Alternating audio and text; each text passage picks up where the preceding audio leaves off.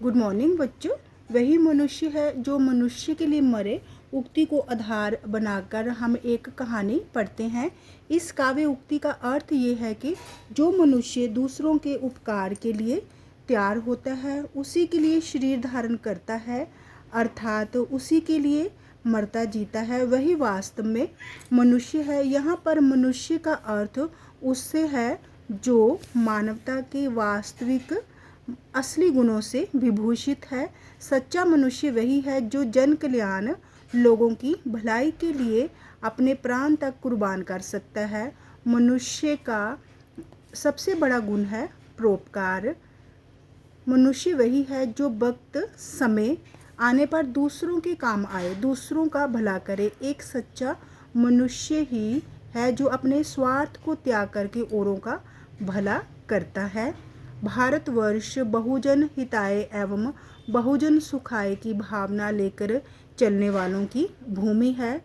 भारतवासियों का प्राण वसुदैव कुटुंबकम अर्थात सारी पृथ्वी, कुटुंबकम का अर्थ परिवार, अर्थात सारी पृथ्वी एक परिवार के समान है की भावना से ओतप्रोत है। ऐसे परोपकारी देश में अनेक महापुरुषों ने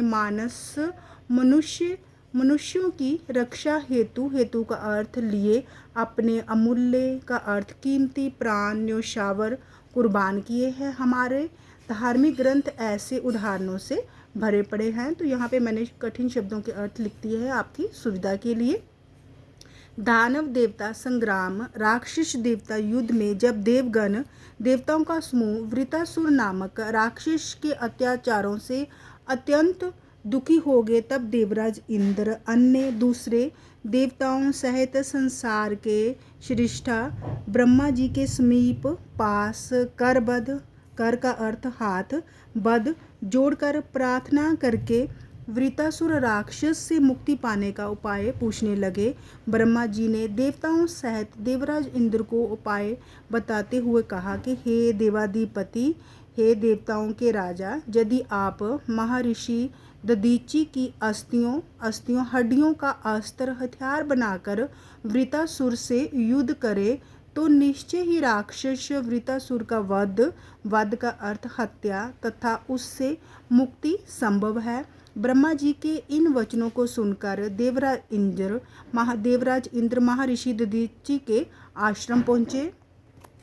तपस्या में लीन महर्षि का मुखमंडल दिव्य का अर्थ अलौकिक अनोखे तेज से प्रदीप्त का अर्थ चमक रहा था कि उनका मुखमंडल दिव्य तेज से प्रदीप्त था। नेत्र आंखें खोलते हुए उन्होंने इंद्र देवता से वहां आने का कारण पूछा और आश्रम वासियों सहित उनका स्वागत किया। देवता इंद्र ने कुछ हिचकिचाते हुए उन्हें बताया कि राक्षस वृतासुर के अत्याचारों से सर्वत्र हर जगह त्राही त्राही हाहाकार मची हुई है।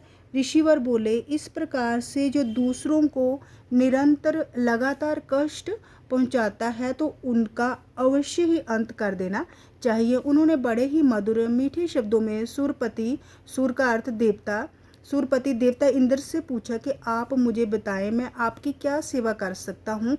तत्पश्चात देवराज इंद्र ने महर्षि दधीचि को ब्रह्मा द्वारा कहा गया सारा वृतांत, जो पूरी बातें थी, जो कहानी वृतांत सुना दिया। वृतांत सारी बातें या कहानी वृतांत सुना दिया। इंद्र के वृतांत सारी बातों को सुनकर ऋषि सहर्ष खुशी के साथ बोले, देवराज, आपने व्यर्थ व बेकार ही संकोचवश लज्जावश मुझे ये बताने में विलंब का अर्थ देर कर दिया। मेरा यह तुष का अर्थ छोटा सा शरीर किसी के प्राणों की रक्षा करने में समर्थ योग्य होगा तो मैं स्वयं का अर्थ अपने आप को सौभाग्यशाली खुशकिस्मत समझूंगा।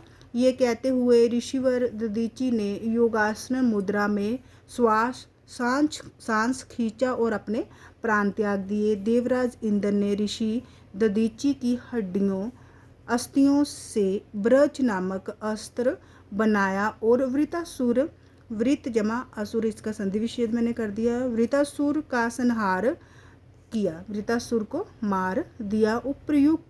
उपर्युक्त ऊपर लिखी गई कहानी दर्शाती है कि महर्षि दधीचि का मानव रूप में उत्पन्न होना सार्थक सिद्ध हुआ, क्योंकि उन्होंने अपने अमूल्य कीमती बलिदान से मानवता की रक्षा की।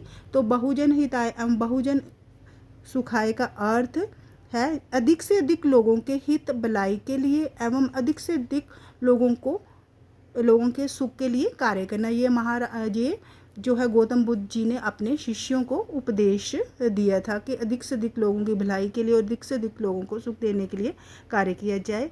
तो बच्चों, अगर आपको मेरी वीडियो अच्छी लगी हो तो प्लीज़ इसे लाइक, शेयर और सब्सक्राइब अवश्य कीजिए।